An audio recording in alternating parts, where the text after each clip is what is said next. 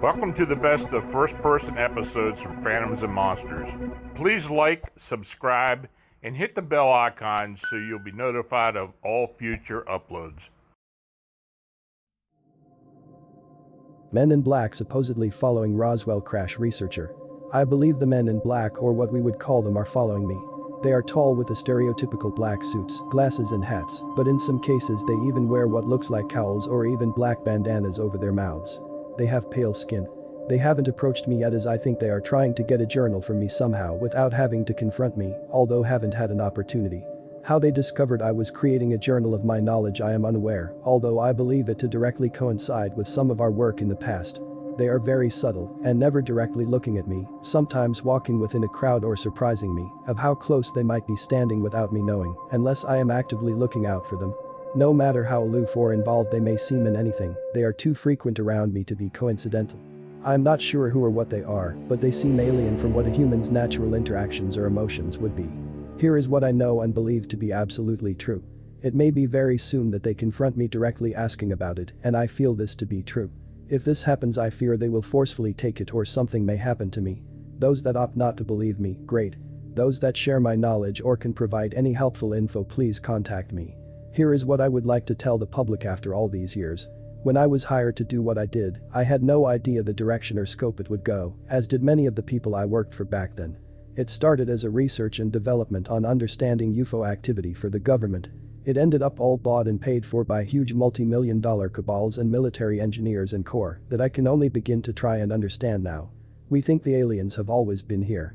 Only through one scientist's study were we actually able to create something that interfered with the vehicle's stability in the air. And even this was by accident. The Roswell incident was a craft, and it was brought down by a scientist testing a new kind of energy device. At the time it had nothing to do with military, except for when they found out what had happened. The scientist was testing a kind of energy operating on a higher frequency on an unknown vibration scale at the time. The technology is still hidden from the public and is very complex for anyone without training to understand, including me. It was brought to Arizona as a weather test to bring rain to the area.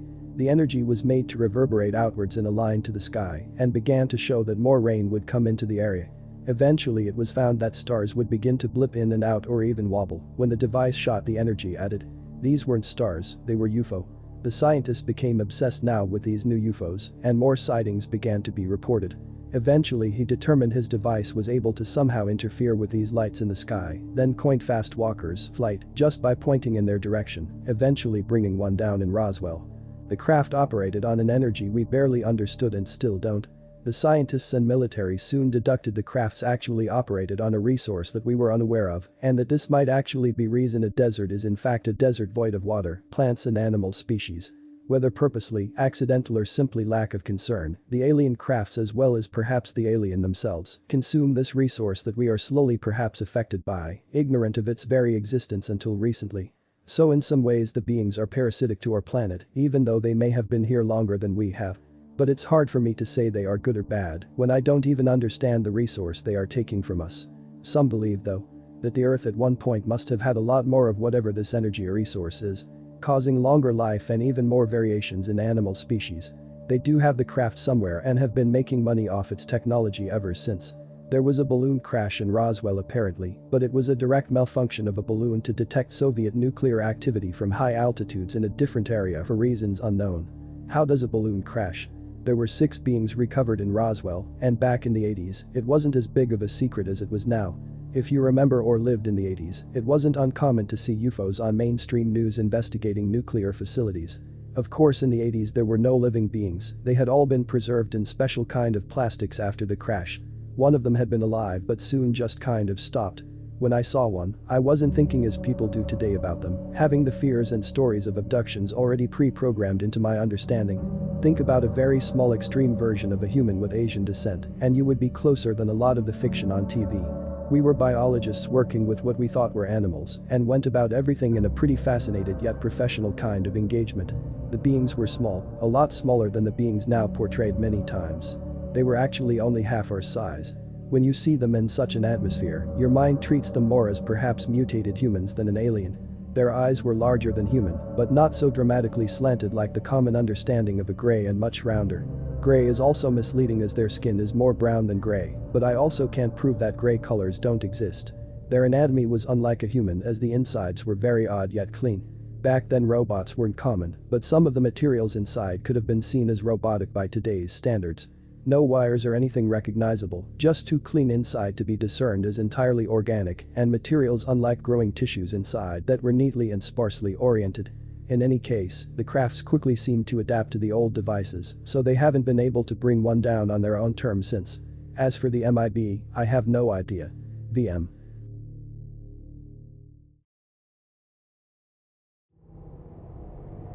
Roswell crash witness statement disclosed.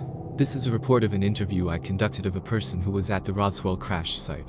I am a retired engineer. I joined the staff of the then new campus of the University of California at Santa Cruz. There were several sightings of UFOs in the mountains behind the campus in 1969 and reported to the university. I was asked to interview 3 people and file a report.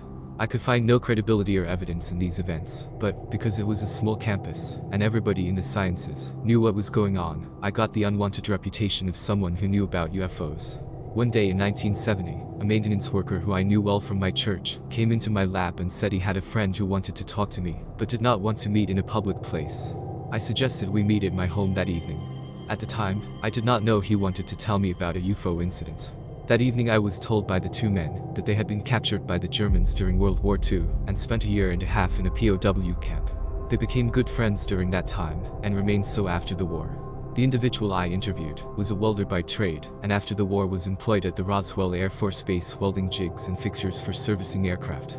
He began by stating that the week before the 4th of July flying saucers would fly over the base in pairs every once in a while. He said they were circular and had a large dome on the top. They were flat on the bottom and were silent. He assumed there were some technology obtained from the Germans. He said everyone working there called them flats. He said that he had just returned back to work after the 4th of July holiday when a truck pulled up and an officer got out and told him to load a cutting torch and fresh tanks and that they were going out to the desert. He said that it was mid-afternoon when they arrived at the crash site. He said at the time he thought a plane had gone down. He said they had a flatbed truck loaded with wreckage and there were soldiers on their hands and knees picking up every piece of wreckage and putting it in cloth bags. He said the bags were the kind used for sandbags. He said they drove a little farther out of sight from the wreckage and came upon a second group of people standing around an intact UFO. He said the brush was knocked down indicating the craft had skidded across the ground and came to rest nose into a natural berm with the backside slightly off the ground. He described the craft as being about 25 to 26 feet in diameter with a large dome on top. He said the craft was the color of weak tea with a burnished finish. He said there were no signs of weld marks, seams, or rivets and that all of the edges had either an inside or outside radius. There were no visible windows or openings. That was why he was brought there. He was told to cut an opening in the dome big enough for a man to crawl through. By this time it was getting to be late afternoon and there were soldiers setting up a bank of portable lights. He said he began cutting a hole from the base of the dome. He said it was a tough alloy and slow cutting, but the material was surprisingly thin. He tried bending the metal out of his way as he was cutting, but the metal would spring back to its original shape without creasing. He finished his cut and set the metal piece aside and looked into the cockpit for a few seconds before he was ordered off the craft. He said it was difficult to see very far into the craft because of the glare from the portable lights, and the cockpit was full of smoke from the cutting torch. He said he saw 2 beings who appeared to be dead. He said the cockpit had a strong smell of ammonia. He described the 2 beings as being about 4 foot tall, but they were doubled up, so it was hard to say. They were wearing what he said were skin-tight purplish flight suits that reminded him of sequins. He described their heads as what we now refer to as grays. He said there were no visible instruments that he could see. He was ordered off the craft with his gear and returned to the airbase. He said it was dark when they arrived, and he was escorted by armed guards into a building for a debriefing. He said there were several high-ranking officers at the table along with 4 or 5 civilians in suits. He said that, after he was debriefed, he was told that he was not to talk about what he had seen as it was a state secret, and if he was caught divulging anything he would spend the rest of his life in prison or worse. He was scared to death by the threat, and my friend and myself were the only people he ever told, and that was 23 years after the event. When we started the interview, I was told that I could not take notes or use a recorder. He was very nervous telling the story, and had to be reassured by my friend that I would not betray him. He said that what had been described as the Roswell event was not true, and he wanted the truth told after his death. He asked that I keep what he told me a secret until after his death, which I have done. He and my friend both passed away in the late 1980s. When I heard this story, I did not know what to think. I was not a UFO buff and had never heard the Roswell story. My friend said this guy was the real thing, and during the interview I never sensed anything odd about his presentation or with his mannerisms. He provided a lot more information that I have stated, but the interview was almost 50 years ago and forgotten. I think he was telling the truth. My friend was a very honorable and trustworthy man who would not knowingly support a bogus story. I never saw or spoke the welder again after that evening. I have shared my knowledge of this interview with a couple of investigators, but I think they doubted my credibility.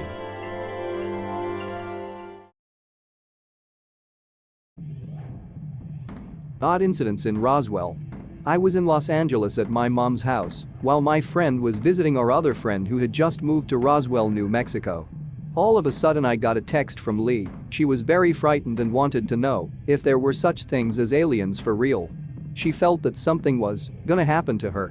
She texted me everything that was happening to her as it happened, and I could tell by the way she was typing her words that she was terrified and scared for her life. I became very frightened myself as I read her texts. I kept telling her to call me and she wouldn't. She just continued texting, and finally she said she didn't want to call because they would hear her. Anyway, this is the story she told me about what happened to her that night. She was coming back from a late night call in Hobbs, like 2 a.m., and she still had several miles to go to reach the house where she was staying in Roswell. She said that she saw a light in the sky zoom past her from the front. Then suddenly she became aware of very bright lights behind her car that seemingly came out of nowhere but were following her car in very close proximity and resembled the headlights of a car, except that there was no car visibly attached to them. It was as if the lights themselves were floating and following her. When she would speed up, they would speed up very close to her car. When she would slow down, they would slow down even more to the point where they were no longer close to her car anymore, but they would stall way further behind so that she could still not get a good look at the vehicle behind the lights. Then she would speed up to 100 miles per hour at one point because she was trying to see how far they would go to keep up with her, and they were almost glued to her bumper at that point. They had no problem staying right along with her at that speed, and yet they would not pass her. While she was driving very fast, trying to shake the lights, the inside of her car filled up with a noise that she could not quite put into words. She said it seemed to be coming from her purse beside her, and it was a loud and terrifying sound unlike anything she ever heard before, and she felt at that moment that they were trying to make her crash.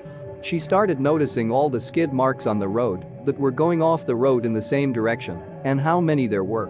One after the other, like almost 30 sets of skid marks, all within a 1-mile stretch of road that she felt was designated for that purpose, and she felt that it was intended for her to do the same.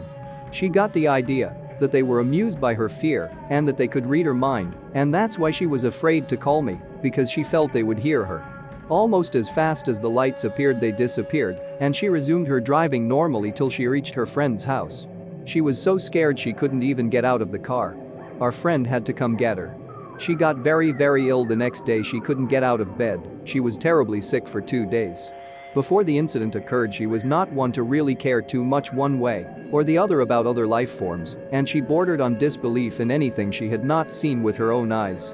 She now has a firm belief in alien life forms, and she also believes that they were trying to run her off the road that night and that they had run several people off the road before, evidenced by the many skid marks that were veering off the road in the same direction in that 1 little mile stretch of highway. The other strange thing that happened was that when we were both discussing it a few days later, we wanted to retrace her route that she took that night to try to determine where it had happened exactly, and her latitude history for that little stretch of time was missing. We looked at all the records of the texts that we sent back and forth, both on her phone and on mine. We both have Google Voice, and it saves every text and phone call, yet there was no trace of any of the texts on either end. It was very strange. Then 2 weeks after this happened, my daughter came to visit me in California. She had done a movie shoot out in Roswell, and she told me this story. She was shooting a movie about aliens and she wanted it on location in Roswell, so she brought her equipment and crew members out to Roswell. They shot the scenes and ended up having to spend the night out there. So she went to the hotel and paid for several rooms for herself and her crew members for the night. Upon going to bed, she discovered, as did the rest of her crew members in each of their own rooms, that the bed mattresses and box springs were covered with massive blood stains, and there was not a mattress or box spring in the whole hotel that did not have blood stains on it, for which they would not even offer an explanation. Why would the whole hotel be filled with mattresses covered with blood? Very scary stuff. Needless to say, they left and will not be returning. KC.